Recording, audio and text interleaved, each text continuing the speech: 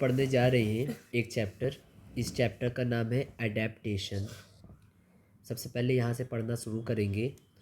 All living organism whether plant और animal react to the environment in which they live. जितने भी living organism हैं, चाहे वो प्लांट हो चाहे वो एनिमल हो, वो रिएक्ट करते हैं अपने इन्वायरमेंट में, उस इन्वायरमेंट में जहाँ पे वो रहते हैं। In order to utilize the environment completely and get the full benefit from it, the organism need to adapt to it। मामला क्या है कि अगर कोई लिविंग ऑर्गेनिज्म अपने आसपास के इन्वायरमेंट का फुल बेनिफिट उठाना चाहता है तो वो आसपास के इन्वायरमेंट को अडेप्ट करेगा। Thus, the organism develop external and internal change that help them to survive in their struggle for existence of on the earth। देखो मामला ये है कि अगर मान लो अचानक से आइस एज आ गया और हम लोग ने अपनी बॉडी के अंदर या बॉडी के बाहर बदलाव नहीं किया तो हम मर जाएंगे। यानी एडेप्टेशन जो है बहुत ही ज़्यादा ज़रूरी होता है। अगर एडेप्टेशन में अडेप्ट नहीं करेंगे तो मर जाएंगे। इस चैप्टर में हम लोग we will specify the habitat and adaptation and also record the adaptation shown by different organism in different habitat। इस चैप्टर में हम लोग अलग अलग हैबिटेट का मतलब घर यानी होम, घर के बारे में, और हम लोग अडेप्टेशन के बारे में पढ़ेंगे और कैसे अलग अलग ऑर्गेनिज्म अडेप्टेशन को शो करते हैं इसको भी जानेंगे। अच्छा, जहाँ पे नहीं समझ में आएगा वीडियो को बैक करके वापस एक बार समझ लेना, फिर नहीं आएगा तो डाउट पोर्टल पे पूछ लेना। जो नेचुरल होम होता है या फिर इन्वायरमेंट होता है लिविंग ऑर्गेनिज्म का, उसी को कहते हैं habitat. The natural place of growth and living of organism. Habitat क्या होता है? तो it is the natural place of growth and living of the organism. कोई भी जिंदा जीव जहाँ पे पैदा होता है, जहाँ पे जीता है, जहाँ पे रिप्रोड्यूस करता है, जहाँ पे मर जाता है, वो जगह को हम लोग कहते हैं habitat. Habitat is made up of physical factors like soil, moisture, varying temperature and light, as well as living factors like availability of food or presence or absence of predator। जो आपका हैबिटेट है वो depend करता है soil पे, वो depend करता है सॉइल पे, मॉइस्चर पे, टेम्परेचर पे, और वहाँ पे फिज़िकल फैक्टर जैसे फूड, और वहाँ पे कैसे शिकारी है, कैसा शिकार है, ये सारी चीज़ पे भी डिपेंड करता है। क्या डिपेंड करता है? हैबिटेट। हैबिटेट के अंदर आता है forest, grassland, desert, ponds, lake etcetera. यहाँ तक क्लियर हो गया? अब हम लोग पढ़ेंगे अडेप्टेशन के बारे में। Adaptation is the alteration in the structure of function of organism और any of its part by which the organism become better fitted to survive in that environment. Adaptation का मतलब क्या होता है?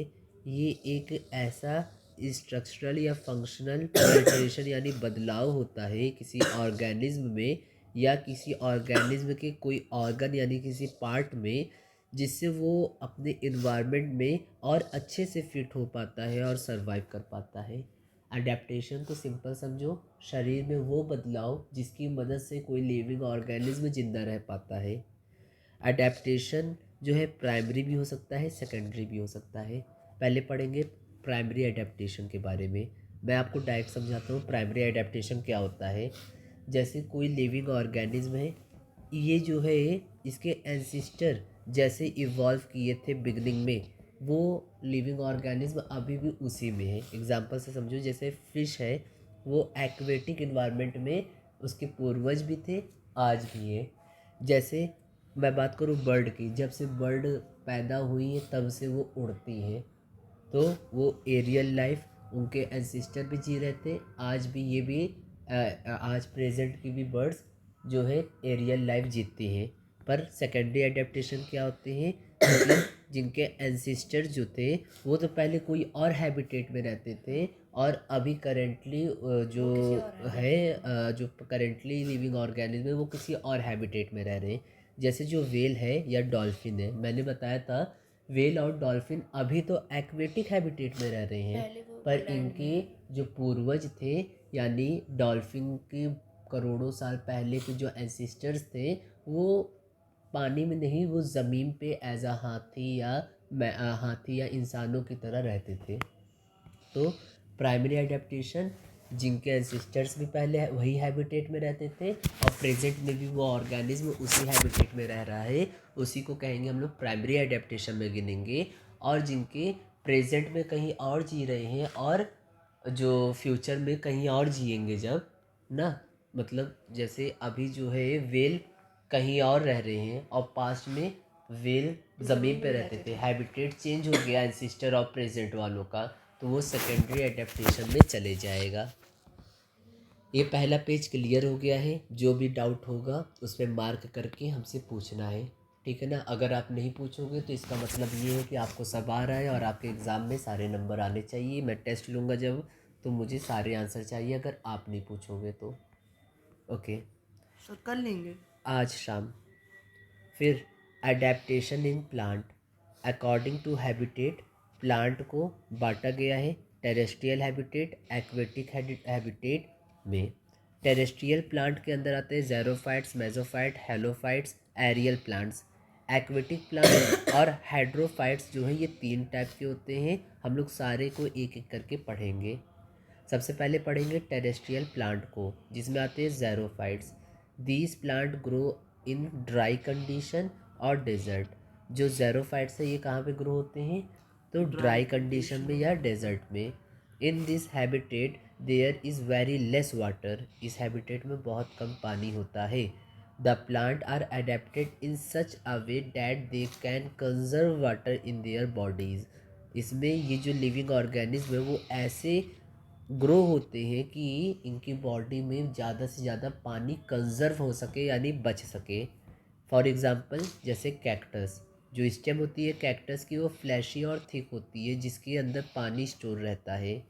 इसकी रूट बहुत लंबी लंबी होती है, बहुत ही हार्ड होती है, जो कि ज़मीन के बहुत बहुत अंदर पेनिट्रेट करती यानी घुसते हुए चली जाती है और ज़मीन के एकदम अंदर से पानी निकाल के कैक्टस यूज़ कर लेता है। जो लीव्स होती है कैक्टस की वो बहुत ही ज़्यादा छोटी छोटी होती है और कांटे यानी स्पाइस में बदल जाती है। किस लिए, तो ट्रांसपीरेशन प्रोसेस से वाटर लॉस को होने से बचाने के लिए। ट्रांसपीरेशन एक प्रोसेस है जिससे प्लांट अपने वाटर वेपर को लॉस करता है। बबूल एक दूसरा ट्री है जो कि ज़्यादातर ड्राई कंडीशन में पाया जाता है। This tree has thin, straight and grey spine which mature into thorn and help to conserve water। जो बबूल है ये दूसरा पेड़ है जो कि ड्राई कंडीशन में पाया जाता है। ये पेड़ थिन होता है, स्ट्रेट होता है और इसकी स्पाइन ग्रे कलर की होती है, ठीक है ना। स्पाइंस जो है इसकी ग्रे कलर की होती है। ये जो स्पाइंस है वो आगे थॉर्न में बदल जाती है यानी कांटों में बदल जाती है और ये पानी को बचाने में मदद करता है बबूल का ट्री। आगे पढ़ेंगे मेसोफाइट्स के बारे में। इसको नॉर्मल कंडीशन की ज़रूरत पड़ती है, ना कि बहुत गर्म ना कि बहुत मतलब बहुत ड्राई, बहुत गीली जगह की ज़रूरत नहीं होती है। मैंगो, बैनियन ये सब एग्जांपल है मेसोफाइट्स के। Apart from this there are कुछ plant that are adapted in hilly or mountainous habitat। कुछ प्लांट ऐसे हैं जो कि हिली और माउंटेनियस हैबिटेट में भी जिंदा रहते हैं, जिसके अंदर आते हैं पाइन, फिर स्प्राउस जैसे प्लांट्स, ठीक है।